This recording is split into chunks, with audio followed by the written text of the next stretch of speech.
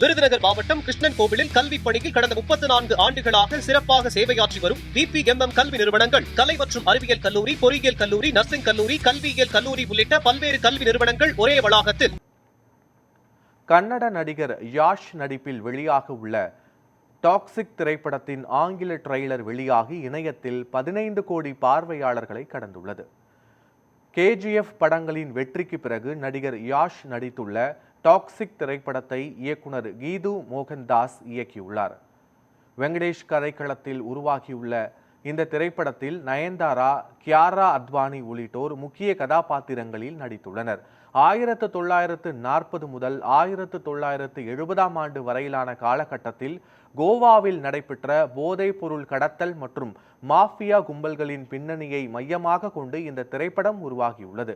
இந்த படம் வரும் 26ஆம் தேதி உலகம் முழுவதும் திரையரங்குகளில் வெளியாக உள்ளது. இந்த நிலையில் இந்த திரைப்படத்தின் ஆங்கில ட்ரெய்லர் வெளியாகி 15 கோடி பார்வையாளர்களை கடந்து ரசிகர்களின் மத்தியில் மிகப்பெரிய எதிர்பார்ப்பை ஏற்படுத்தியுள்ளது.